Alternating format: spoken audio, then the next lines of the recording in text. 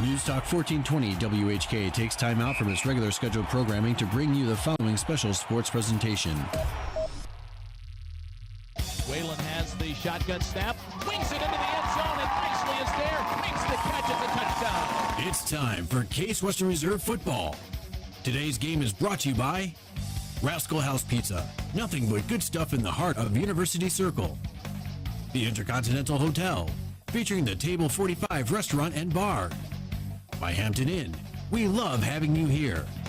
RTA, Public Square to University Circle and 20 minutes flat on the RTA Health Line. Quiznos at University Circle, love what you eat. By Riley Painting and Contracting, we know our customers' needs. The Euclid Tavern, a great bar in University Circle.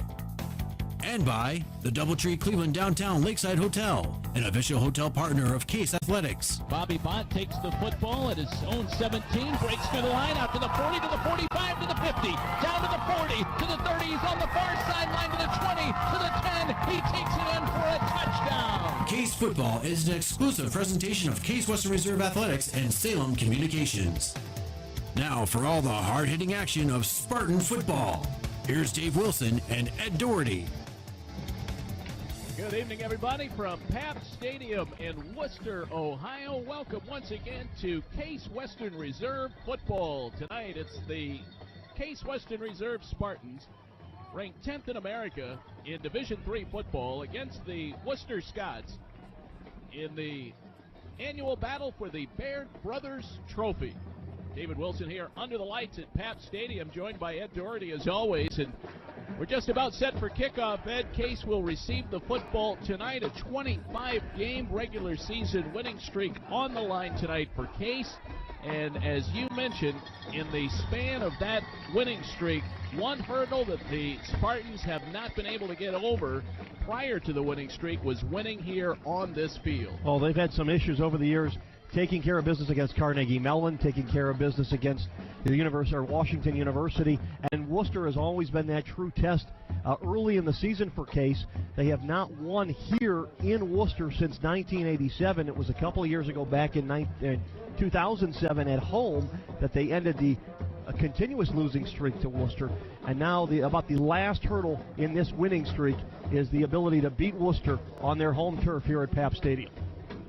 It's great to have you with us tonight for Case Western Reserve football. The Spartans lined up for the reception here of the opening kickoff, and it is booted away by Ryan Miner. It'll go back to the 7-yard line to Brian Metalsitz. He will bring it straight up the middle of the field, across the 30, across the 35, tackled at the 40-yard line. Finally brought down by the Wooster Scots, Matt DeGraham, the senior linebacker out of Stowe. And that's the way this game begins tonight here at the College of Wooster as the Spartans take on the Fighting Scots. And Ed will talk about it a lot tonight. The Spartans fighting through some adversity in terms of injuries this week. Yeah, a couple of key players, starters on both the offense and defensive side of the ball out tonight. Case will be without Greg Meyer on the offensive side, and they'll show a unique set, 5 wide receivers to start. That's a formation we've seen only one time, and that was against Kenyon. Empty backfield as Dan Whalen drops back to throw, flushed out of the pocket, being rushed, turns it upfield, 40, 45, and out of bounds. Whalen running full speed, ran right into a couple of Wooster players who are just standing on the sideline. Whalen hit hard as he bounced off a Wooster bystander. Had his neck almost thrown back, looked like he took an elbow up to the upper chest. Now Case will come back with 2 running backs.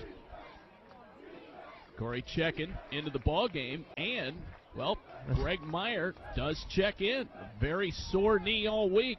Was very questionable, but he'll get the first carry, and he runs for the first down. It was 2nd and 2, and Greg Meyer surprising everybody as he comes back in and runs for the first down on his first carry of the night, and he will go off right now, and the Spartans will leave checking on the field. Well, more so that the fact that Greg Meyer carried the football, but in a 2nd and 1 that the ball didn't go to Corey Checken, who's become the short down back for Case, picking up those needed 2, 3, 4 yards in order to move the chains.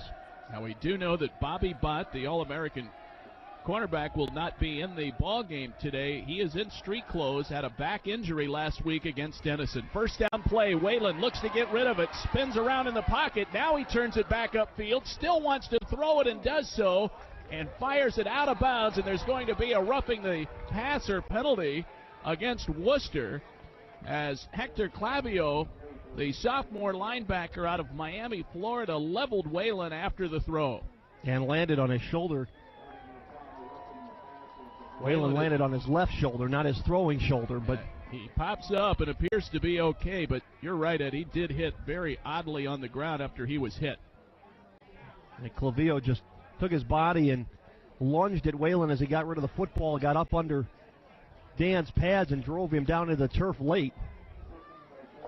So a 15-yard personal foul penalty on the late hit on Dan Whalen will give the Spartans a first down. First possession of the football game. 13:54 to go first quarter. We have no score. Case operating in Worcester territory now. 1st and 10.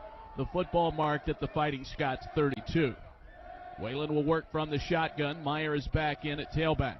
Whalen stands up in the pocket. Draw play to Meyer, 30, and cut down at the 27-yard line. That looked like Meyer slipped on this new turf here at Pap Stadium. This is brand new field turf that was put in this year along with the renovations that included the lights.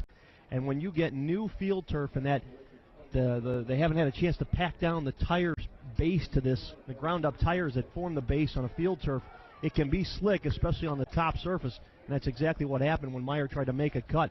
Feet went right out from under him.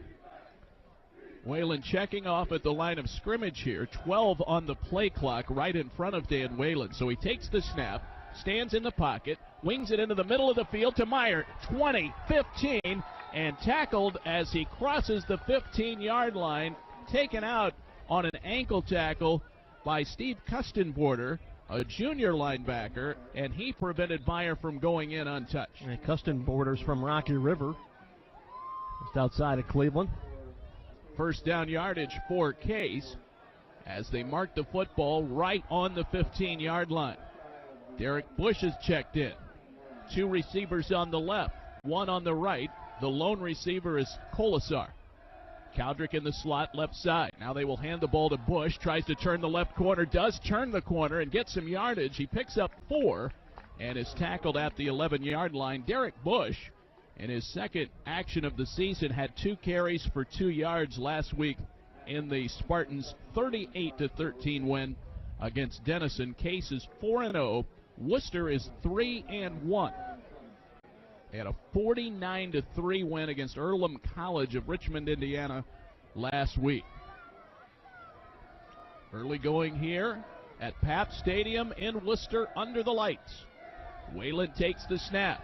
Looks to get rid of it. Goes out to Bush on the sideline, and the pass is dropped incomplete. Whalen just threw that too hard to the sideline. Ordinarily, Dan very good with the touch to the outside. This time just fired a strike out there to Derek Bush. Hit Bush in the hands, but it came so quickly I don't think Bush was looking for the speed. Bounced off incomplete. Ball got on Bush very quickly. It'll be 3rd down and 7 for Case. The football marked at the 12-yard line of the Fighting Scots. Packed house here tonight. 6 defensive backs for Worcester, only 1 linebacker in the game. Whalen drops back to throw from the shotgun, fires it. It's caught by Caldrick, 5, and he steps in inside the pylon. It's a touchdown, Spartans. And Worcester dropped into that 2-deep zone and in between the 1 linebacker and the defensive backs. That's where Caldrick found that seam, came across the middle, picked it up, and scurried into the end zone, and Case now has a 6-0 lead. 12-yard touchdown pass to Tim Caldrick, the senior out of Mentor. Picks up the touchdown grab, his 7th of the season, and Sam Coffey will come in for the PAT as the Spartans strike on their first possession of the football game. Colasar will hold it. There's the snap. The put down by Colasar. The kick by Coffey is up and good.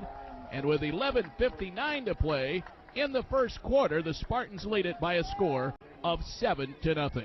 We'll take a 30-second timeout and be back with more from Worcester in just a moment on the Spartans Broadcasting Network. I have this cool cash. What can I do with it? You can turn it into a hot meal at Rascal House. It's the best value in town. What do they have there? Buckets of wings, pasta, sandwiches, salads, and of course, great pizza. Are they open late? You bet. Open every night till 2:30 a.m. And you can even build your own pizza and order it online at rascalhousepizza.com. Cool. See you at the Spartans game? Yep. And see you after at Rascal House. This is Case Western Reserve Football on News Talk 1420 WHK. Dan Whalen to Tim Cowdrick for 12 yards. And the Spartans take a 7-0 lead right out of the gate here tonight at Wooster. Case against the Fighting Scots. Dan Whalen's 20th touchdown pass of the season. Here's the kick from Coffey. Driving deep downfield. It'll be caught at the 5-yard line to the 10, 15, 20. Flags coming out. Return man wiped out. Brian Albani bringing that one back. More flags come out. So I'm not sure if the two are related. 11:52 to go, first quarter. Great to have you with us tonight for Case football. And this penalty will go against the Fighting Scots. They will mark it off after the return. They marked the football at the 25 on the return by Brian Albani.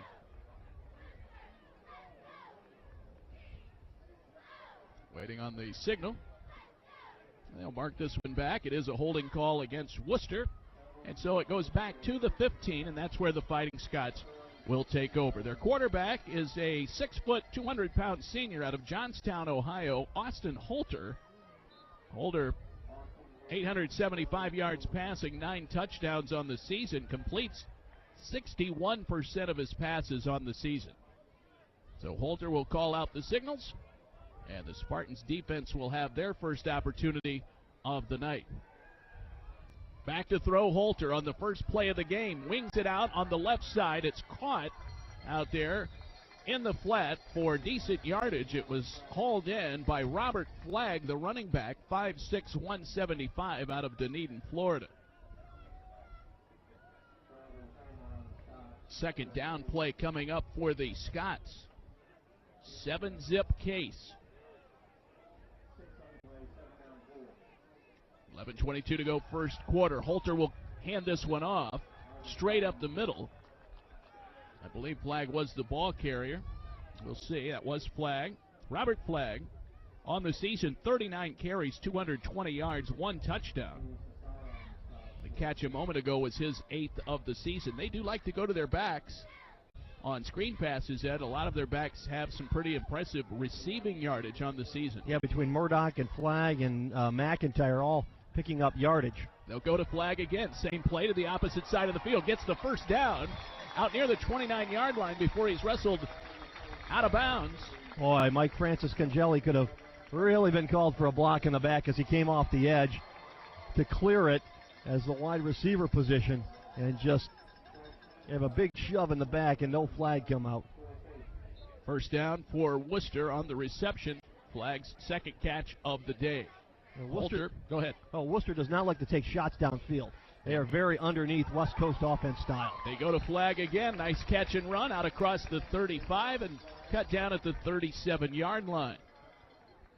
Pickup of about 8 on that play to Robert Flagg.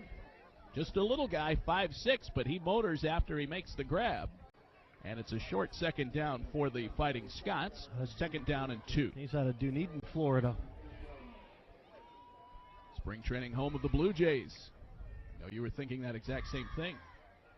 They will hand this ball up the middle to Kyle Murdoch, his first carry of the night. He dives ahead for 3, and he has the first down. 10 minutes to play here in the first quarter, and Ed, without Bobby Bott on that defensive secondary, it leaves Case a little bit vulnerable. Well, Derek Sharp is in the football game as well as Greg Kingscott.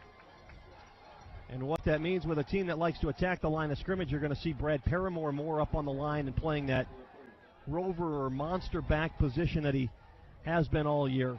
They said 4 receivers in this time. Holter back to throw, goes over the middle of the field, and it's batted down. Jake May got his hand up, knocked the pass down. May realized he wasn't going to get in on the pressure. The quarterback stopped, got his hands up, as Holter delivered the football and got a piece of it, and it was incomplete. Jake May, the 6-foot junior out of Brook Park, Ohio, graduate of Padua High School. 9:45, 7-zip case, first quarter action from Pabst Stadium, constructed in 1914. And they have a great crowd here tonight. First night game played here at Wooster. They'll snap it back to Holter. Here's the option pitch. It goes to Flagg. Tries to turn the left corner, and he's tackled. Nicely done by Jeff Brown, who caught up to him and grabbed him around the waist and slung him down to the turf. Well, give Dale English credit, too. When he recognized option, he made a decision from his defensive end position. He was going to go after the quarterback and force Holter to flip the football. There was no indecision on his part, and that allowed Jeff Brown to come over and really commit to playing the pitch man and hold him to a 1-yard gain. Dale English, another guy who was a little questionable coming into this game after tweaking a knee last week against Denison, but he is in, and as Ed said, made a nice play there, helping to bring down Flagg. 3rd down and 9. Long 3rd down play here. Holter back to throw. Now he steps through the pocket. He will try and run it himself, and he is cut down across midfield, and he's very close to the first down. Well, Kyle Murdoch had a bone-jarring hit as he laid out Kyle Snyder, and it was just enough that Holter was able to squeeze through that hole and pick up the first down, and Snyder got up and now has gone back to the ground. Yeah, Kyle Snyder shaken up on the play for Case. Wow, surprised his fillings are still in. He really got hit by Kyle Murdoch. So they will come out and attend to Snyder, and he is kneeling down right now on his knees as they take a look at Snyder, the freshman out of Stowe, Walsh Jesuit High School product. 8:53 to play here in the first quarter, and now Snyder starts to walk off under his own power. Spartans scored at the 11:59 mark on a Tim Cowdrick 12-yard touchdown pass from Dan Whalen. Whalen on the season, coming into this game, 94 of 122. That's 77% completion percentage for Whalen.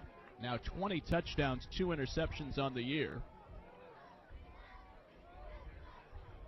Had a terrific game last week with 4 touchdown throws against the Denison Big Red. Holter on first down. He'll flip it out to Flagg, makes the catch, 45-40, turns it up the left sideline, out to the 30-yard line before he's finally ridden out of bounds. John Obery with a big block on Dan Calabrese. Calabrese thought he had the receiver in his sights, and Obery just came over and crushed him and blew him out of bounds, and allowed that Flagg on the reception to come up underneath the block and pick up an extra 15 yards. Mike Pelyak finally ran him out of bounds after first down yardage. A big pickup for the Fighting Scots, and they are continuing to move the ball down the field now in Case territory at the 30-yard line. It's a big offensive line for Wooster. They go 6'3", 278. Flagg will go straight up the middle here, and he is knocked down by Jeff Brown after a 2-yard gain. Second down coming up for the Fighting Scots. They are 3-1 on the season, coached by Mike Schmitz in his 10th season at Wooster, 65-31. He's done a very nice job. 15 years on the Wooster staff overall. He spent 5 seasons as offensive coordinator before taking over as head coach. Has some experience as a head coach at the high school level. Akron Hoban, Rittman, Medina. Spent time at Lexington as well. Holter looks over to the bench. They may have changed the play. Now he takes the snap in the shotgun, fakes a handoff, wings it out, makes the reception to Holter, and he again tiptoes his way out across the 20 to the 15 and down near the 13-yard line. Derek Sharp brought him down, but another big gainer of close to 17 yards on the play. If you didn't know any better watching this Wooster offense, you would think that the quarterback's arm was sore because they just simply don't throw the ball down the field. Everything is underneath and to the flats, but they make things happen in space and are able to put up some huge yards offensively. They average almost 450 yards per game in offense.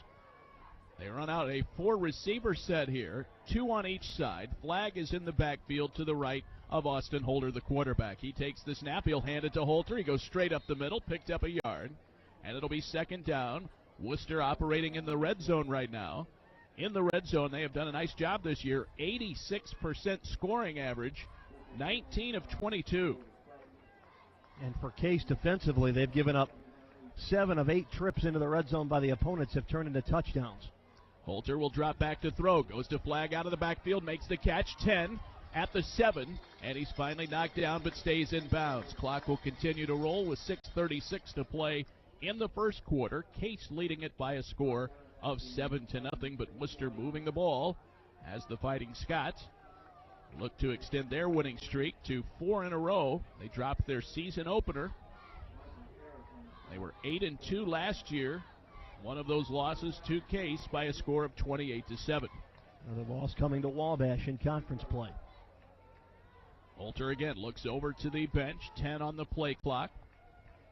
Flag gets in position, again to the right of Austin Holter. Football marked on the 7-yard line, 3rd down. Holter looks to run it. Now he runs into the pile, and he's tackled from behind. Decision time for the coaching staff at Wooster.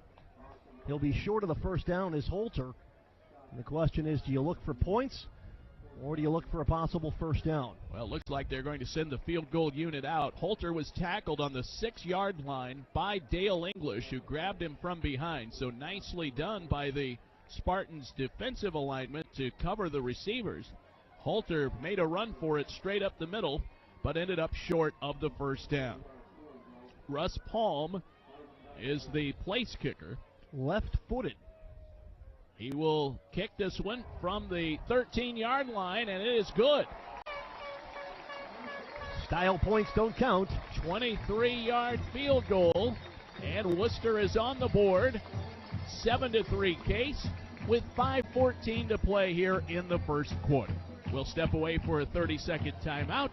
Back to Pap Stadium with more Division III football in a moment on the Spartans Broadcasting Network.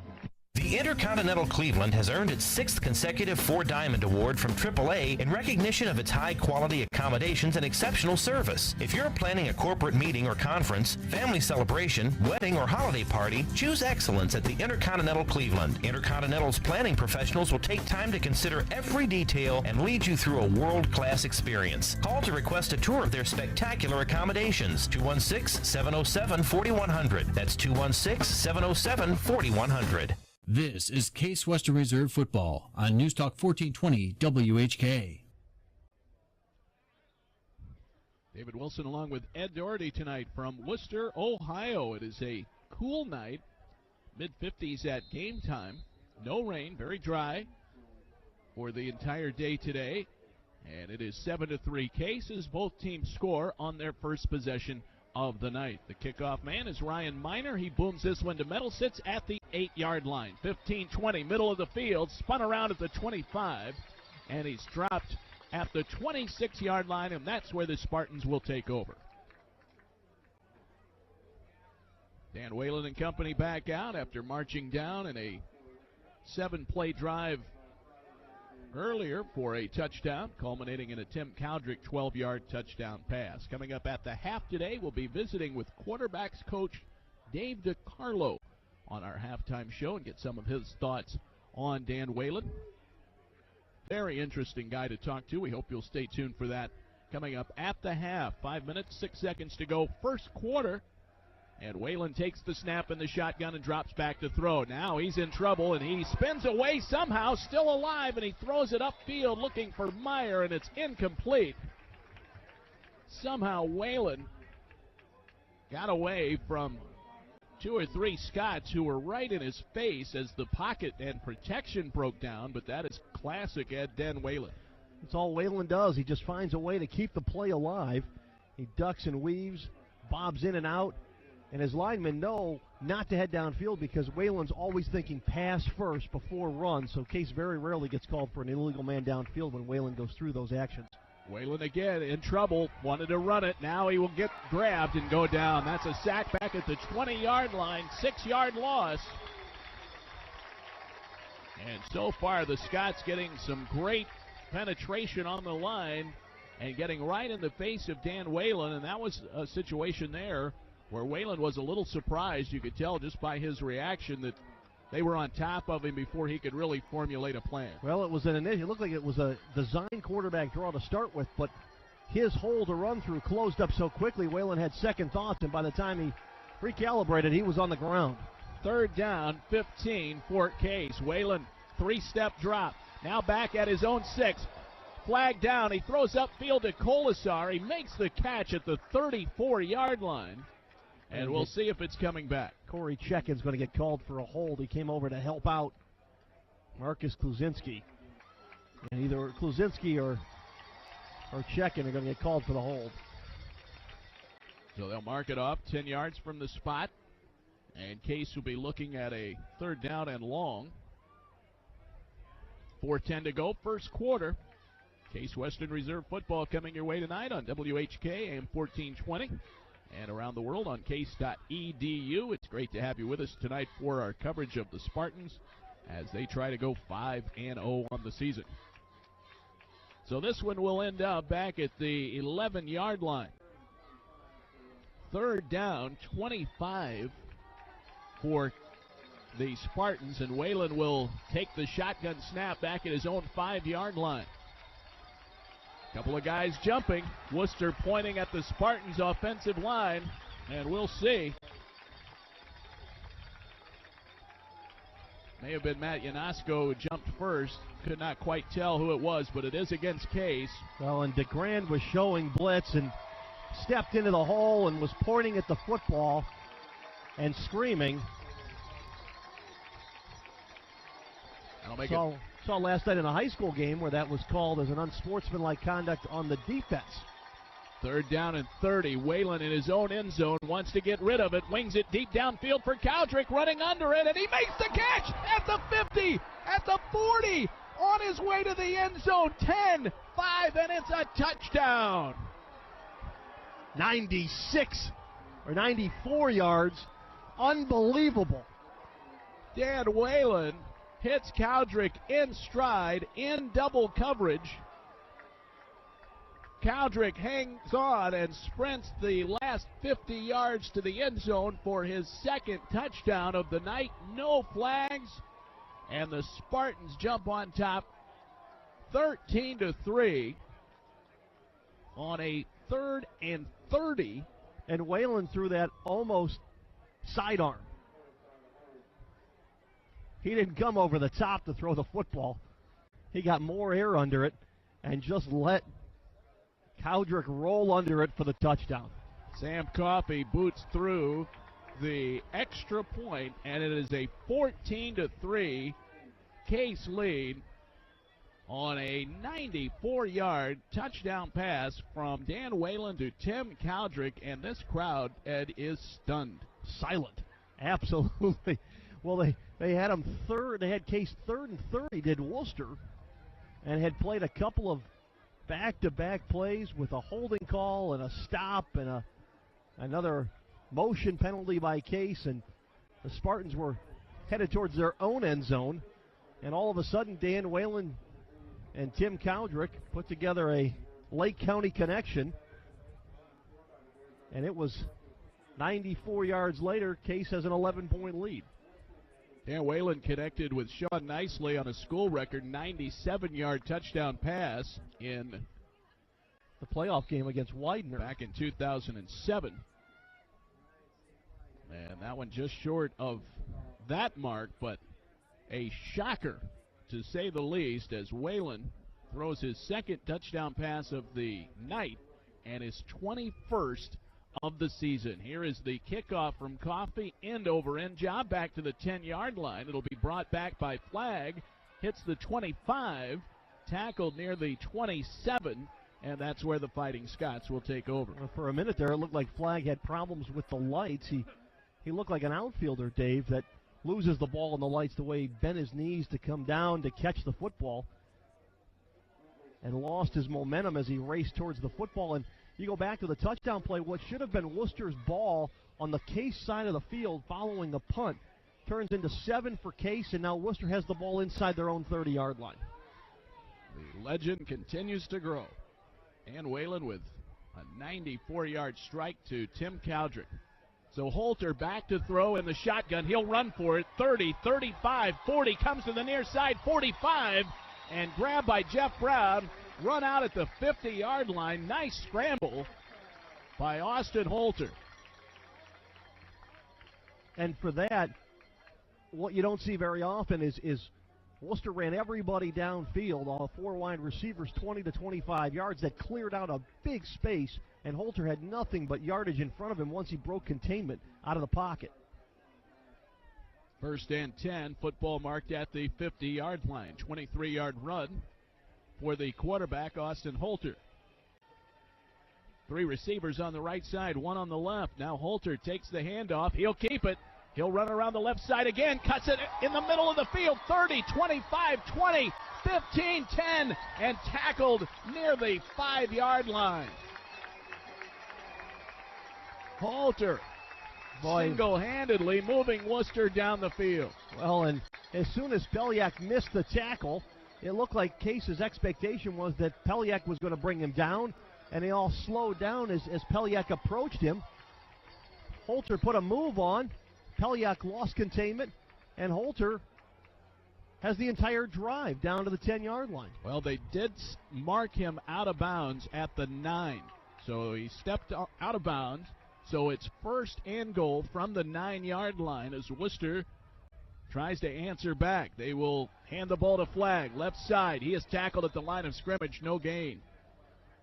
Nicely done by Dale English. Also had help from Dan Calabrese on the tackle. And Calabrese came up and really protected that corner and did not allow Flagg to turn it.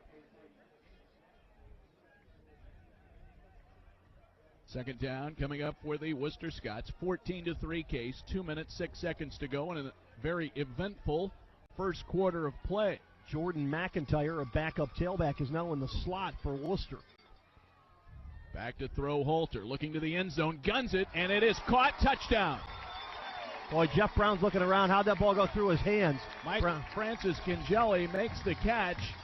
The touchdown reception, his first of the season.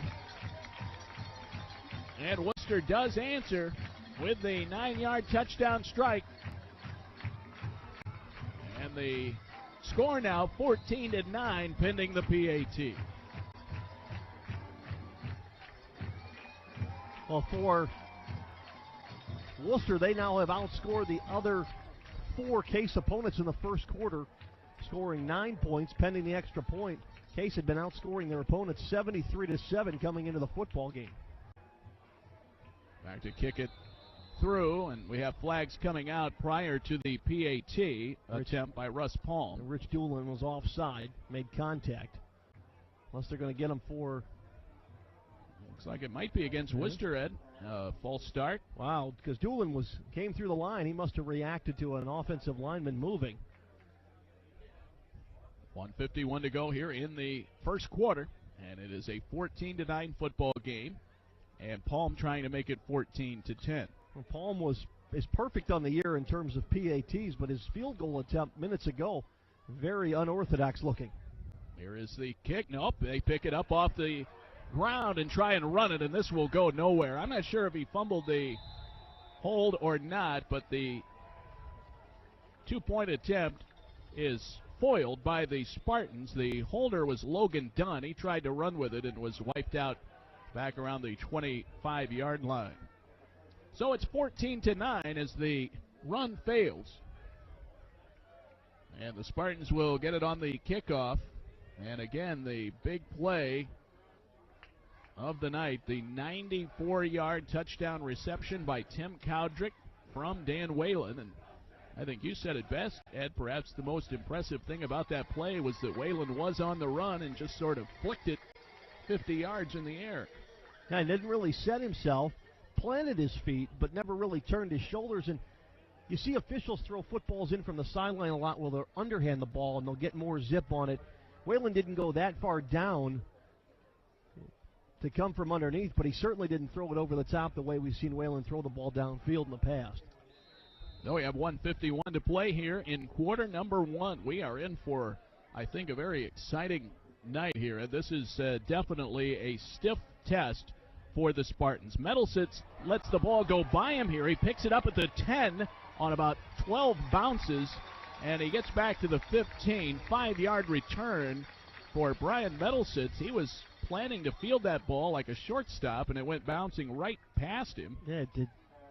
A little squib kick off the top, and it bounced a couple of times, and I think Metalsitz got it in front of it, expecting it to bounce right to him, but it took one of those odd football-type bounces, kicked to his right. He had to go back and pick it up, and by the time he did, the Wooster coverage team was all over him. So here come the Spartans now. They will have the football at the 16-yard line. And Whalen and company back out. 5 receiver set, empty backfield. 2 on the right side, 3 on the wide side of the field, to Whalen's left. Whalen looking to throw, goes middle of the field, nicely has the catch at the 35, and he is tackled right there. Nicely was expecting to get hit when he caught the football, and nobody was there. You could see him kind of huddle himself together and protect the football, and he didn't really have to. Nicely was the star of the game last week, catching 3 touchdown passes in Case's win against the Denison Big Red. So far in the season, Sean Nicely now with 19 receptions for the Spartans. Whalen, again, same formation, 5 receivers, nobody in the backfield. Whalen runs away from the pursuit, gets to the 30, 35, 40, and steps out of bounds. It should be noted now with Dan Whalen's 2 touchdown passes tonight. He has 21 on the season, and that ties Brandon Luzak from Kalamazoo College for the Division III national lead. Luzak 21 touchdowns but 11 interceptions. Whalen now 21 touchdowns and just 2 interceptions. He already came in leading the nation in touchdown to interception ratio. Whalen will take the snap. 5 receivers in the game. Now Whalen again has everybody covered. He'll flip it upfield to DJ Sutka at the 50 to the 45 and cut down at the 44-yard line. That is a new wrinkle we've seen about 3 times now on the season, Ed. That little release valve flip from Whalen up to Sutka, and it goes for first down yardage for the Spartans. Well, that goes back to what we were talking about earlier, that Whalen's first thought is to throw the football and not run. And so his linemen will stay on the line. That allows that little play to develop at the end to have Sutka just kind of wait, and then catch it and take it upfield. 14-9 Case. We have 45 seconds left to go. First quarter. Whalen looking downfield. Steps away from the coverage. Now he rolls right. Still looking downfield. He'll get rid of it. Homick is open. He makes the catch at the 10 to the 5. And he fumbles the football at the goal line.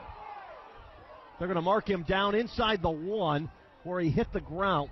They're going to say the ball came loose when he hit the ground, but I think it's a bad spot. Honestly, I think he was in the end zone when he hit the ground. He was very close. Of course, the ground cannot cause the fumble. And in the college ranks, as soon as you hit the ground, you are down. The play is over. So they will mark this football inside the 1-yard line, but again, Whalen buying time, rolling out, and firing it downfield with enough air under it for a Spartans receiver to haul it in. So Homick, now Whalen will dive in, and he is in for the touchdown. Less than a yard to go, and Whalen goes airborne, dives in for the score, and the Spartans extend the lead now to 20-9. Well, Dan Whalen now with his second rushing touchdown of the season. We mentioned that he's thrown 21 on the season, so Whalen has accounted for 23 of the Case 24 touchdowns on the year. Corey Checkin's the only other player to score a rushing touchdown this year. So the long pass play to Zach Homick sets up the 1-yard touchdown run by Dan Whalen, and Coffey with the extra point kick. It is up, and it is good. And it is a 21-9 lead for the Case Western Reserve Spartans. In a monster first quarter, the Spartans scored 28 points in the first quarter against Oberlin, and they come back with a 21-point effort here in the first quarter against Wooster. Much different than last week at Denison, where they got out of the gate pretty quick, then stalled out on a field goal attempt on their opening drive and really never put it back in gear until midway through the second quarter. Case tonight not letting that happen. And we had talked about that leaving last week when we left Granville, the thought of what would happen in practice to prevent another first quarter. And obviously things were adjusted this week. Well, again, a 44-yard pass from Whalen to Zach Homick. on a play in which the ball popped loose at the doorstep of the end zone. They ended up marking the ball down at the half-yard line. Wayland finished it off from there. So Coffey will kick off, and the Worcester Scots will get it back. And, hey, there's 17 seconds left in the quarter. Maybe more action to come here before the end of the first period. The kick on the way from Coffey. End-over-end driving kick all the way back to the 4-yard line.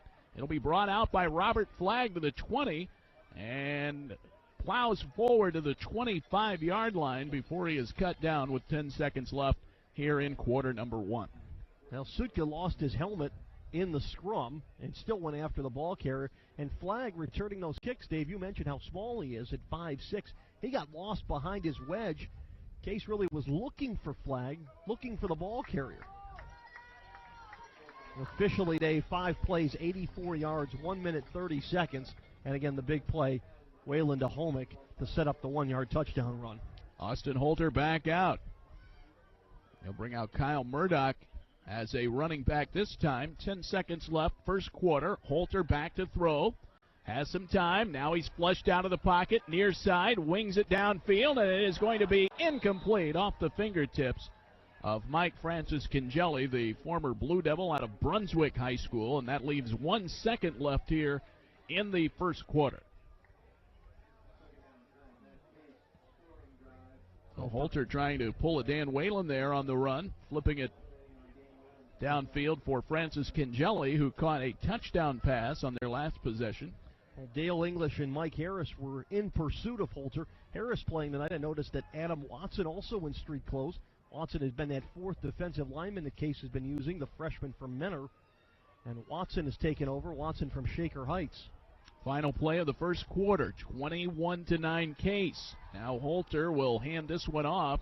I believe that was Murdoch carrying, and he gets about a yard. It'll be a long 3rd down coming up for Wooster, and they'll change ends as we go to the second quarter. After 1 quarter, under the lights here at Pabst Stadium in Wooster, Ohio, it is Case 21 and Wooster 9. We'll be back with more in just a moment on the Spartans Broadcasting Network.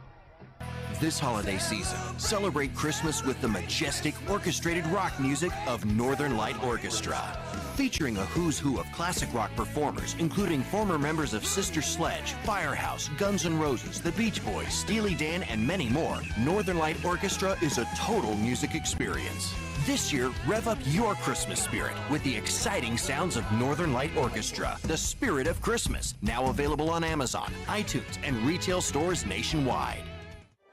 It's that time of year again.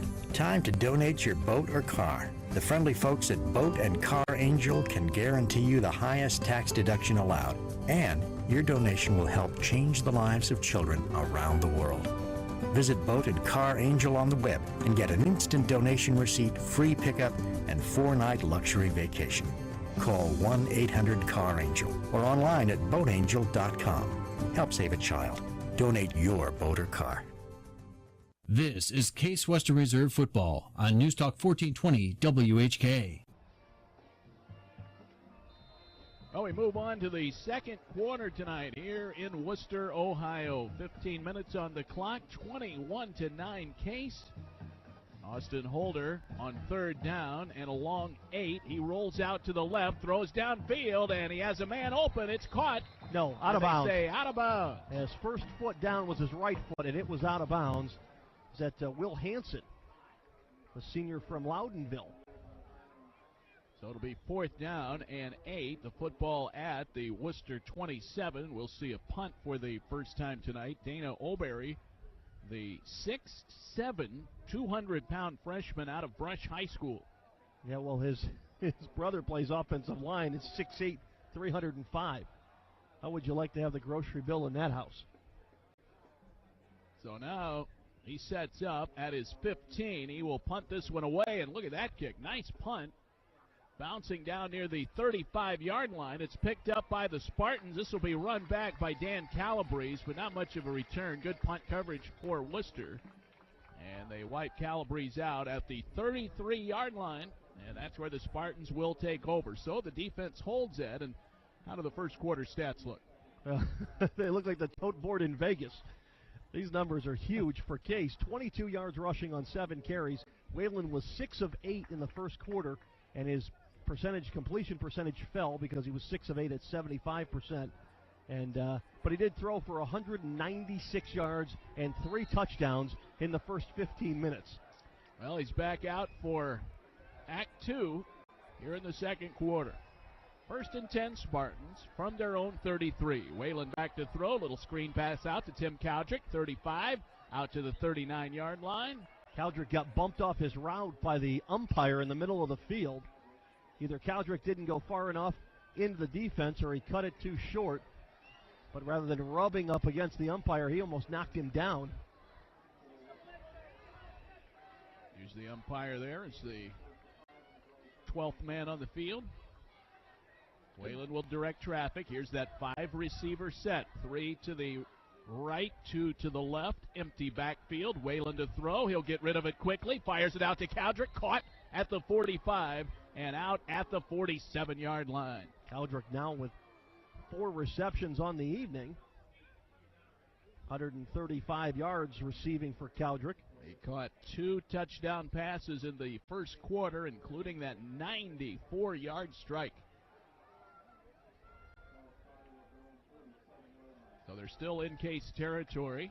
The Spartans now bring that same formation in. 5 receivers. Actually down just 4. And they bring Bill Deitman in, I think, in the backfield. Nope, that's Greg Meyer who sets up and gets the handoff and tries to go over right tackle, and he's knocked down very quickly. Tackled by Steve Kustenborder. Picks up a couple of yards. They'll call it 2nd and 9. Chris Moore will check in at defensive tackle for Wooster. Chris Moore, the big fire plug in the middle, 5'10", 250-pound defensive tackle. Also in the game, they brought in a 6th defensive back. That's Gerard Ogletree Crawford. 2 receivers in the slot to the left. Now Whalen on the run, fires, hits nicely with a pass out across midfield. And he's tackled near the, we'll see exactly where they spot the football, and it looks like it'll be the 47. Brian Swan with the tackle, but Swan's slow to get up. He's holding his right shoulder. Very similar to what happened with Jeff Brown a couple of weeks ago. His right arm is just hanging on his body. He's going to try to go, but Swan in some serious pain. 3rd down and 4 for the Spartans here. The football marked on the Wooster 47. 21-9 Case. Second quarter action. Now Whalen drops back to throw in the shotgun. Looking downfield. Now the coverage breaking down. Whalen gets away, rolls right, fires it downfield. Very close to a catch, and it is.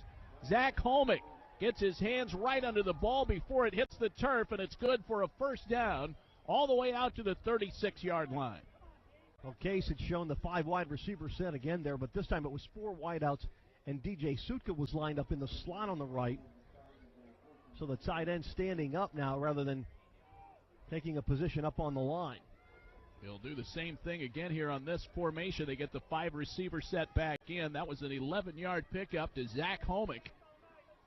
Under 12 to play, second quarter. 1st and 10 Case. Football marked at the 36. Whalen back to throw again. Bouncing in the pocket. Fires it to the sideline. It's caught over there by Holmick. And he's knocked out of bounds at the 31. The Wooster defense had gone to a 4-1-6 set. And Case ran everybody downfield. Whalen had nothing but room in front of him. If he could have found a seam to slide through the defensive line, he probably could have run for a good 25 yards. They flood the field again now with 4 receivers. Whalen calling signals from the shotgun. 2nd down and 5. We have flags coming out on the play. The snap got back to Dan Whalen, but then the whistles blew, and they stopped play. Again, 21-9, Case in front. This will be a false start against the Spartans. I think they're going to get Mike Allen, the center, for almost double clutching the football. He moved, and Matt DeGran, the outside linebacker, again pointed into the middle. And then as he released the football, that's when the flag came out. So curious as to whether or not they probably got Mike Allen on a double clutch. We have ourselves a timeout taken by Case. We'll step away as well. 11:08 to play in the second quarter. 21-9 Spartans leading the Fighting Scots of the College of Wooster. We'll be back after this 30-second timeout on the Spartans Broadcasting Network. Are you looking for somewhere to go after the game? Then come head down to the Euclid Tavern and enjoy our great food and entertainment. We'll be your football headquarters all season long, playing all the top games on our big screen TV. Plus, stop in with an appetite throughout the week and take advantage of our delicious food specials. Tacos are 50 cents on Tuesdays, 35-cent wing nights on Wednesday, and be there on Thursdays for college ID night with a live DJ. Come check out the Euclid Tavern, located on Euclid Avenue, just minutes from the Case campus. This is Case Western Reserve Football on News Talk 1420 WHK. David Wilson, Ed Doherty. Our studio engineer is Kevin Welsh tonight. Glad to have you with us on WHK in 1420 and via the internet on case.edu. We hope you're enjoying our coverage of Case Western Reserve Football under the lights tonight for the third straight game. We'll get back to day action next week at home. Meanwhile, 2nd down and 10 for Case. Whalen back to throw. Pump fakes, goes long downfield, and it is incomplete. He overthrew nicely, who was one-on-one with Wooster defensive back Brian Swan. And Whalen wings it a little too far. That time, the Case receiver unable to run under that ball, Ed, but that one had a little more zip on it. That had some zip on it, and Swan was picking at the jersey, too, as nicely went by. So here we go, 3rd down and 10. Now, this is nothing. 3rd and 30 is something. They had a 3rd and 30 that resulted in the 94-yard touchdown pass earlier. They show blitz. Now Whalen will throw, middle of the field. Caldrick makes the catch. 1st down yardage out to the 25 and is cut down at the 21-yard line. And the Spartans convert on 3rd and 10. With another dagger right there, as Wooster really felt they had Case on the ropes. Well, for Case, they had Caldrick come from the right side, but Bill Deitman came up through the middle, took the delay, and came out to the right, and he picked off Matt DeGran, the linebacker, and DeGran vacated that space that Caldrick was open. They're lucky that Deitman didn't get called for a pass interference. So Caldrick with the reception. Now Derek Bush will carry the football, cuts it upfield to the 15, down close to the 10-yard line, and is finally thrown down just inside the 10 as Derek Bush rumbles for about 12 yards, and the Spartans into the red zone now, and they mark it down just inside the 10. We'll call it the 9. Chris Ackerman, the defensive end, got some penetration, the junior from Wooster, and he kind of got deep into the backfield. Tony Opperman came on the pull and just rode Ackerman out of the way, and that created that slice for Bush to run up underneath. Whalen will drop back in the shotgun. 3 receivers in the game. And he'll take the snap, stands back at his own 15. I should say the Wooster 15, fires it inside the 5, and it's caught there by Derek Bush, and he is down near the 3-yard line. 7-yard pickup on the screen pass to Derek Bush. I believe that's Derek's first catch of the season, as he is back in action, his 2nd game of the year. Bush, the junior out of Kittanning, Pennsylvania, who injured his leg on the first day of preseason practice and missed the first 3 games.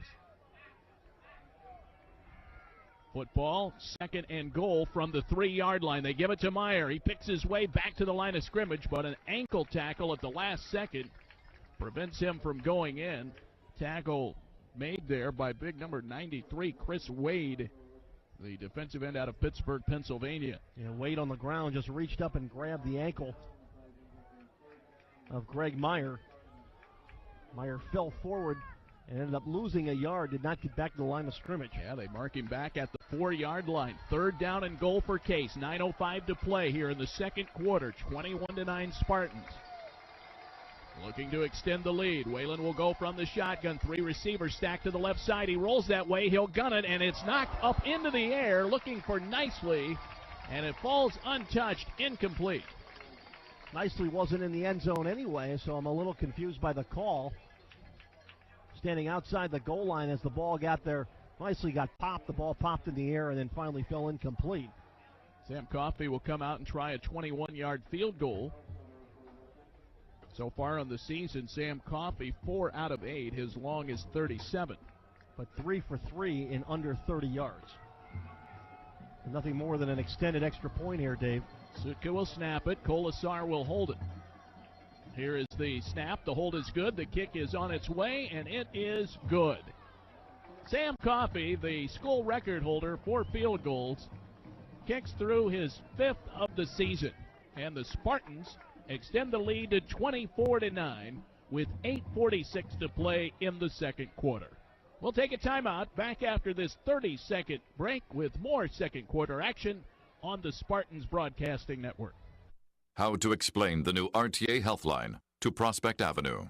Hey, Prospect! Your buddy Euclid Avenue just got an extreme makeover called the RTA Healthline. You know, the new rapid transit line that's attracting tons of new business. And that's good news for everybody. You, Carnegie, Superior, all the number streets, everyone! So anyway, keep it real, Prospect. And hey, say hi to Mike the Hatter for us. That guy rules.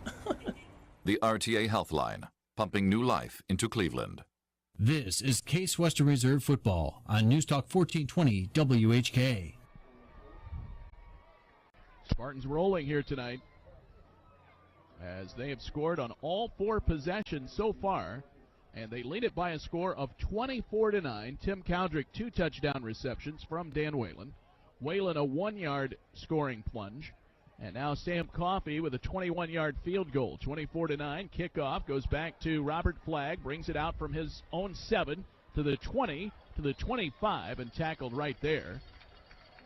And on the Case defensive coverage, Zach Haas helped bring down Flagg, and they will bring it out to the 27-yard line, and that's where the Fighting Scots will take over here on a very special night here at Pabst Stadium. Their first ever night game here, Ed, after many years of terrific football at the Division III level.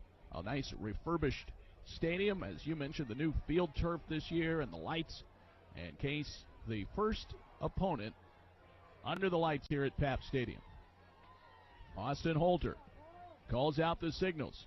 Senior quarterback back to throw from his own 20, fires it out near the 35. It's caught out there for a gain of about 6. See who hauled that one in. I believe that was Mike Reddick making his first catch of the night. Officially for K-State, 13 plays on the scoring drive, 63 yards covered just under 6 minutes. He'll hand this one up the middle across the 40-yard line. First down yardage. And that ball was carried by Kyle Murdoch, the 6'1 junior out of Marysville, Ohio. He runs for 7 out to the 42-yard line. 8:06 to play here in the second quarter. 1st and 10, Wooster. 24-9 Case. Very, I don't want to call it a conservative offense by Wooster, but it's that spread offense meets the West Coast. They will fire this one out to Flagg. Makes the catch. Plows forward to the 50-yard line and maybe breaks into Case territory. They will mark him down near the 49. At some point, you just keep thinking that they're going to have to take a shot downfield, but everything is underneath to the receivers or an inside handoff to a draw play to a back out of that shotgun formation. Well, they have thought this through, and they are moving the football well against this Case defense tonight. 2nd down and about a half yard for a first down. Holter will hand this to Murdoch, and he dives ahead for the first down, ends up landing with the ball near the 45-yard line, and it's 1st and 10 Wooster with 7:17 to go here in quarter number 2. Coming up at halftime, Dave DiCarlo will be our guest, the quarterback's coach for the Spartans. We'll also get an update on the men's tennis team with Rohan Patel, number 2 singles player on the Case men's tennis team this season. When you talk to Coach DiCarlo, that probably could have been a 2-hour interview. Well, I will tell you something about that interview right after this play. Holter, with Flagg in motion to the near side, takes the snap in the shotgun. He will go downfield this time, Ed, looking for Flagg, and it is incomplete. Just over the outstretched arms of Flagg on the defensive coverage, Derek Sharp, but he was a step behind Flagg, who came in motion and then turned it upfield. And this young man has some speed, but was not able to run under that one. Flagg came in motion, and with him came Derek Sharp, and with that, Holter realized it was one-on-one coverage, and when Flagg went downfield, Sharp was right with him, step for step. So good coverage by the Case defensive secondary. Holter may check off here as he started to call signals, and now he changes the play. Looks like the Spartans with 2 linebackers in there right now, 5 defensive backs. They will hand this one to Murdoch, and he is leveled behind the line of scrimmage as the Spartans were not fooled on the counter. Dale English was in there. Looked like Dan Calabrese also came in from the far side and helped corral Murdoch, and that's a 1-yard loss. 3rd down, 11. 6:19 to go, second quarter. 24-9 Case. Football marked at the Case 46. Holter to throw, looking downfield. Now he steps through the pocket, runs for it. He's cut down at the 39-yard line, short of the first down. Give Case secondary credit on that. Greg Kingscott and Mike Peliak really played that 2-deep zone very well. They backed up, squeezed the middle of the field, and Holter had nowhere to throw the ball downfield, had to pull it down and run. They marked the football at the Case 39-yard line, and so the punting unit will come out. You want to finish your thought on Coach DiCarlo? I will after this punt. I've left you hanging for like 3 plays now, but they are running the quick offense. Sean Nicely is back. I like to build the suspense whenever I can. Here is the punt. A high punt. Nicely calls for the fair catch, and he will just let it fall back near the 5-yard line, and it bounces out of bounds. Another nice punt sent back there by Dana Olberry, the South Euclid product. And so Case will start deep in their own territory with 5:23 to go in the second quarter. We will hear from Dave DiCarlo on the radio at halftime, and that's about a 5-minute feature. However, online at case.edu, you can hear the full version of the interview, which went about 12 minutes. Coach DiCarlo has plenty to say whenever you get him talking football. I tell you, he's an interesting guy with some great football knowledge and insight, and we will have him on again, I guarantee. So Whalen and company come out 95 yards in front of them, and they covered that much on one play earlier in this game. There's Corey Checkin's first carry of the night, and he runs straight ahead, hits the pile, maybe picked up a couple for Whalen to work with. It'll be second down and about 7. So they give him a favorable spot there all the way out to the 8-yard line. Corey Checkin, the senior, closing in on 1,000 yards for his career. He needs 24 tonight to reach that mark. Eric Keys checked out of the football game, and now Wooster has gone to 5 defensive backs, just 2 linebackers. Whalen in the shotgun takes the snap, second down and 8, fires it ahead, looking for Checkin out of the backfield, and that one bounces off Checkin's hands and incomplete. He was well covered. Steve Custerborder was there for Wooster. I wonder if Checkin just heard footsteps as he was reaching back for the football. Third down and 8 for Case. Looking at the chains, though, and the yard markers, it looks more like 3rd and 7. Football marked at the 8-yard line. Case has been effective on third down tonight. 4:44 to go before halftime. 24-9 Case. Whalen, the senior, takes the snap, wants to fire it over toward the sideline, and he overshoots Checkin, and there was some miscommunication on that play as Checkin was not ready for the football, and it went flying over his head, and Whalen will be forced to punt from his own end zone.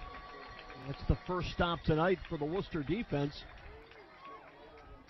And after a nice punt by Wooster that tipped the tables for them, the Scots should get the ball in decent field position. Whalen averaging about 45 yards per kick today, or this year, but only has 5 kicks on the season. Has not been forced to punt very much, but he has been excellent when he has had to. Last year, punted an average over 36.1 yards, and this time the snap goes over Whalen's head and out of the back of the end zone for a safety. And TJ Sutka, the long snapper, can't believe it. He's looking back as to what happened, and the snap was high, and Whalen tried to go straight up and catch the football knowing he was back near the end line, and when it went off his fingers and he couldn't bring it down, the ball slipped out of his hands as he tried to tiptoe the back line. And it goes out for the safety, and now Whalen will be forced to kick it away, or will Coffey come out and place kick it from the 20? Now Wooster will get it back after the safety as Case misfires on the snap. And so they will come back out. And it looks like it'll be Coffey to tee it up. Wooster gets a break here, and it's 24-11 as Case gives up the safety. And the Scots should get the ball in pretty good field position, probably out near their 35 by the time this is all over. 4 minutes, 36 seconds to go here in the second quarter. They will move the back receivers up to about the 15-yard line. Brian Albani is back there with Robert Flagg. They've been kicking away from Albani, who has done most of the kickoff returns on the season. High end-over-end kick. This will be Albani from the 21-yard line. Hits the 30, 35, and is grabbed there and finally knocked down. He did bounce off a tackle, but the Spartans wrap him up, and Wooster will take over on their own side of the field back at the 35. Interesting to watch those kickoffs and kickoff-type plays. Who draws the assignment to run down and be the wedge breaker? And in this case, it was DJ Sutka, ran into 4 Scots and tried to free up his fellow players for the tackle, but that's like drawing the short straw, isn't it?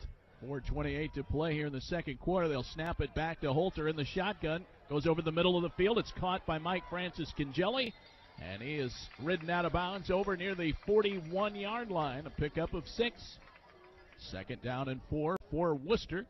Baird Brothers Trophy is up for grabs tonight. One of the most unique trophies in sports. Case has claimed it the last 2 years. A fishing pole or lure, if you will. Ball incomplete as Brad Paramore comes in to lay a lick on Luke McCann, the senior wide receiver, who took the hit from Paramore right as the ball arrived. Incomplete. McCann had 3 touchdown catches a week ago in their 49-3 win against Earlham. So McCann will line up wide to the right now on 3rd down and 4 from the Wooster 41. 24-11 Case, leading it by 13. Flag in motion. Look out when that guy is in motion. Now Holter will try and run it himself. Goes for the marker, dives ahead, and he has the first down.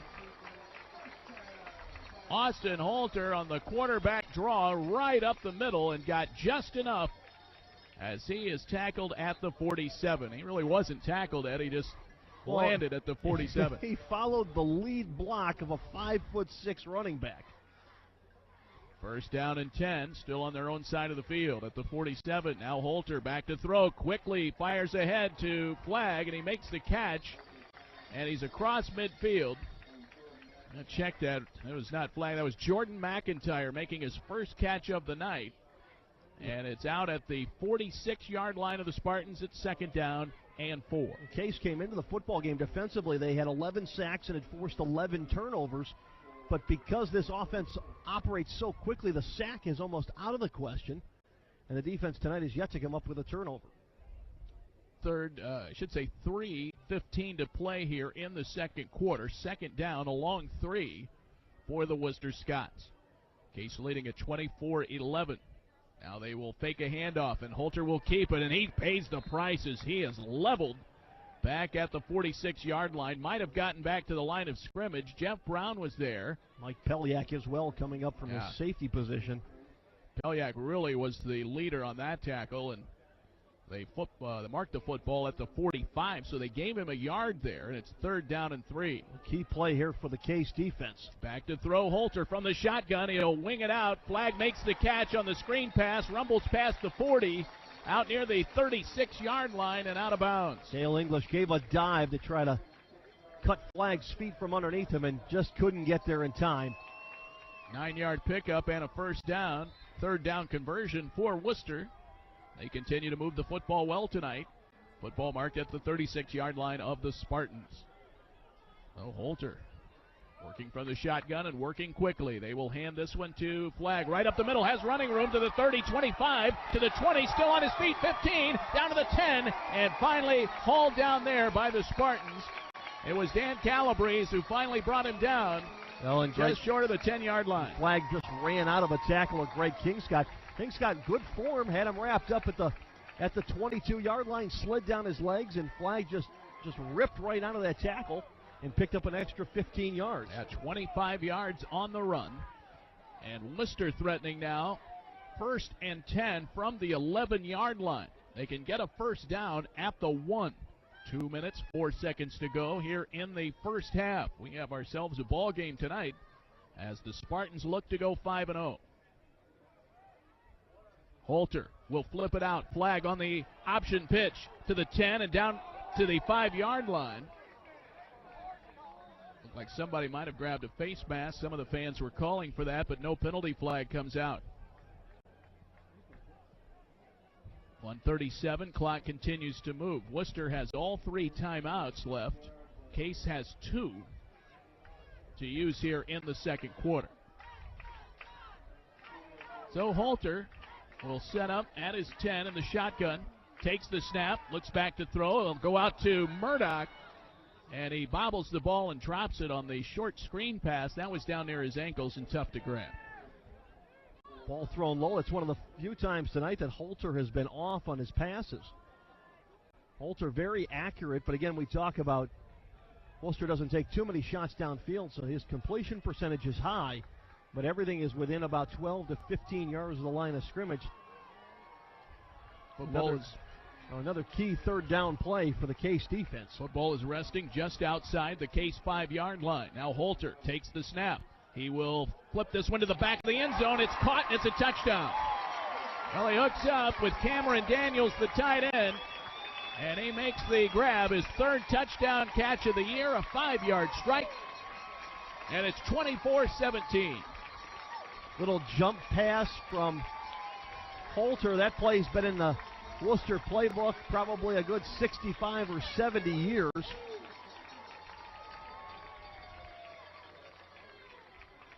They will line up Russ Palm for the PAT and try to make this a 24-18 ball game as Wooster answers with 1:12 to play here in the second quarter. The left-footed kicker, Russ Palm, out of Williamstown, West Virginia. He will boot this one up, and it is good. And the Scots pull to within 6 now at 24-18. We'll step away for a 30-second timeout. Back after this on the Spartans Broadcasting Network. Looking for a convenient and upscale hotel for your next visit to Case? The DoubleTree Hotel Cleveland Downtown Lakeside is an official hotel sponsor for Case Athletics. Just 10 minutes from campus, the DoubleTree offers the Stadium 3 Bar and Grill, Starbucks, the Sweet Dreams bedding package, attached parking, complimentary shuttle, indoor pool, and a warm DoubleTree cookie at check-in. Contact the hotel at 216-241-5100 for a special $89 rate. We'll take care of you while you cheer on the Spartans. The DoubleTree Hotel Cleveland Downtown Lakeside, a proud sponsor of Case Athletics. This is Case Western Reserve Football on News Talk 1420 WHK. 1 minute, 12 seconds left here in the second quarter. David Wilson, Ed Doherty back at the College of Wooster. Beautiful campus here in Wooster, Ohio. We're at Pabst Stadium. First ever night game here, played under the lights on the campus. And so far, we have a terrific ball game, 24-18, and the kickoff on its way from Ryan Miner. A short kick bounces back to the 15-yard line. It'll be returned by the Spartans out to the 30-yard line, and even up to the 32 on a second effort. A late flag comes out, and I believe that was Metalsitz bringing it back. It was Brian Metalsitz on the return. It's going to be a late hit, a personal foul against somebody. A question about which side it is going to be against, and there's a Case player down. Yeah, a Case player is shaken up back at the 30. And there's the personal foul call against Wooster. And so the Spartans will move up 15 extra yards after the return, but there is an injury on the field. And while they attend to the injured player, we'll step aside for a 30-second timeout. We have one more to get in here before the end of the half. We'll do that right now, and let's see. They're going to help the player up, so we're going to keep it here. We'll see who it was. I believe that was Jim Wadika. Pardon me, Chris Linderwell was the injured Case player, and they are actually going to help Chris off the field. Linderwell, a sophomore linebacker out of Hilliard-Davidson High School. He is helped off, and the Spartans offense will come out with 1:04 to play. In the second quarter, 24-18 Case, and at the end of a half, Ed, we have seen Case do a lot with a minute or so left. You know, back 3 weeks ago against Oberlin, Case with under a minute went 88 or 89 yards and completed 2 Hail Marys to close out the half. Now Whalen steps up through the pocket, keeps the football, runs with it. He has first down yardage or close to it. He pays the price as he is hit hard, hops up. He's all right, directing traffic to get back to the line of scrimmage. Well, DeGrand hit him, and DeGrand is probably a better baseball player than he is a football player. Yeah, of course, Wooster went to the Division III World Series last year. Yeah, they were national runners-up, and DeGrand was 7-3 on the season last year with a 4.4 ERA. And for his career, DeGrand is 15-2 with an ERA just over 4 in 3+ years as a player on the Wooster baseball team. Well, there was no changeup on that hit. Well, he looked like he was running through a catcher at home plate. 47 seconds left in the half. Whalen ran for a first down. He drops back to throw. He goes deep downfield, and this one is up for grabs. It's intercepted. Brian Albani, the cornerback, picks it off. He'll bring it back to the 20, to the 30, running down the far sideline, 40. And he steps out of bounds way back at the 28-yard line, but Homick broke off his route, was looking for something out, and Whalen thought he was going up. And Albani just played center field and hauled it in, and we have the first turnover of the game. And for Wooster on the season, that's their 5th team interception. They now have +8 on the turnover ratio for the defense. So Albani picks off that pass, and here come the Scots now with 33 seconds left. And they have 3 timeouts. But their offense is not built for a quick strike. Holter will call out the signals and now appears to change the play at the line of scrimmage. He'll go back to throw. Wants to go downfield, coming to the near sideline. The catch made across midfield, out near the 40-yard line.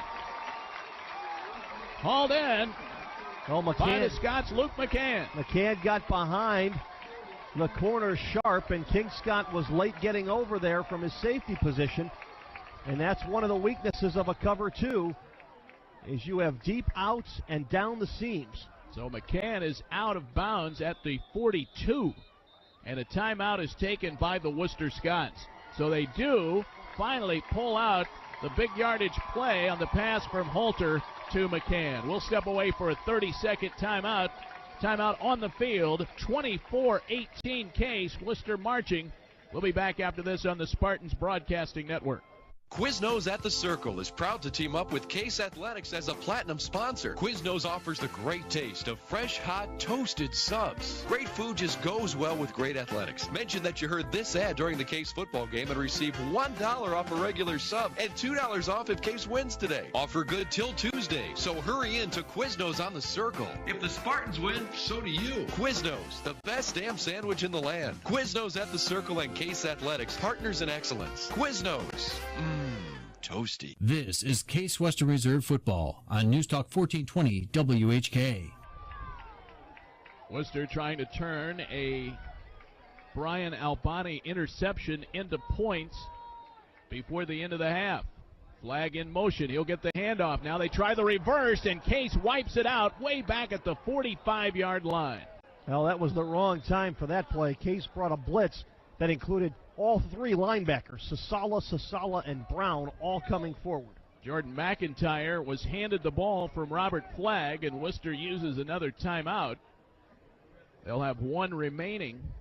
19 seconds showing on the clock here in the second quarter. What a first half, Ed, as we have really seen a lot of action, to say the least. The 24-18 score would speak to that, but certainly a lot of offense in this first half from both teams. Wooster very impressive early on. Well, the Scots have been able to put up some points, and they are always competing for this North Coast Athletic Conference crown. Them and Wabash are really the class of the league.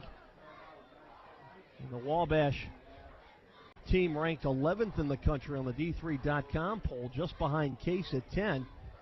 And the Scots last year, like you mentioned, they were 8-2. Their only 2 losses coming to Case and Wabash. And this year they haven't been afraid to put up some points. They put up 39 in their first game in a loss, and then 37, 26, and 49 last week in Richmond, Indiana at Earlham. 19 seconds left. Back to action now. Holter calling out the signals. Changes up at the line of scrimmage again. Again, takes the snap, looks to throw, fakes on a pump fake, fires it now over the middle of the field. It is incomplete. He paid the price. Dale English hit Holter right as he was throwing the football. It's incomplete. And it'll be 3rd down and 20 for Wooster. They suffered that big loss on the failed reverse. Boy, they have a huge right defensive end, Ed, and Todd Spillman, 6'5", 275 out of Zoar, Ohio, Z-O-A-R. Tuscarawas Valley High School. You mentioned it earlier. They have some big guys on the lines. And a whistle and a timeout taken by Wooster with 14 seconds left. That'll be their final timeout. And they will talk things over on the Wooster sideline. Well, just to recap a little bit, Ed, of course, will be checking all of the stats coming up at halftime. Might need an abacus to keep up with the yardage. But just as far as the scoring summary, Tim Cowdrick, a 12-yard scoring pass, 11:59 to go in the first quarter. Russ Palm had a 23-yard field goal for Wooster to make it 7-3. Cowdrick caught that 94-yard touchdown pass with about 50 yards on the initial pass and 44 after the catch. 14-3 Case. Francis Kingelli caught a 9-yard touchdown pass from Holder to make it 14-9. Whalen had a 1-yard run for a touchdown at the end of the first quarter to make it 21-9. And then Coffey a field goal, a Wooster safety, and then Cameron Daniels a 5-yard touchdown pass from Holter to make it 24-18. Yeah, jump pass from Holter. Holter will call out the signals here. 3rd down and 20. Steps back, looking down the middle of the field. Now he'll get rid of it. Man wide open. They flip a little underhanded shovel pass to the man trailing the play. That was T.J. Atkinson. And the ball ended up going out of bounds. But the ball was flipped forward, so there'll be a penalty. It'll be an illegal forward pass from the spot of the foul, and that's a loss of down from that spot once they mark off the penalty. So give them 17 on the play, and the illegal forward pass will back them up 10 yards, and it'll make it 4th down. And I did not see who caught the initial pass, and then they flipped it. I think Mike Reddick caught the pass in the middle of the field. And gave it to T.J. Atkinson, who then flipped it ahead and out of bounds. And that was the illegal forward pass. He got spun around as he was looking for a second lateral on the play. Well, they were going to the old hook and ladder in the second quarter. They're going to call it a 5-yard penalty. Case will take a timeout here with 4 seconds left. Well, they're reaching down to the bag of tricks here. A second flag coming out? No. There's a timeout taken by Case. So a very unusual play. Boy, we had the reverse a moment ago, which went for a big-time loss. Now, see, to me, Case takes the timeout, but the penalty comes, and Wooster gets an advantage by committing a foul. By committing the illegal forward pass and having it go out of bounds, that stops the clock. If he holds onto the football and gets tackled in the middle of the field, the half is over. So Wooster is benefiting from committing a penalty, which in football usually doesn't happen. Unlike basketball, where you commit the foul to stop the clock and force a free throw. In football, if you commit a foul, you'll usually get a runoff on the clock, or the advantage doesn't usually go to the team committing the foul. In this case, Wooster gets to keep the football and gets an advantage by committing an illegal forward pass. Well, it's a 4th down and 10 play, and they will have one last shot at the end zone here. Now Holter turns around, runs to the right side. He'll gun it deep downfield. Hail Mary pass up for grabs, and it's knocked down No flags come out, and that'll be the end of the half as Greg Kingscott went up and knocked that pass away, and it would not have been in the end zone anyway. It was out near the 10-yard line where the ball was knocked loose.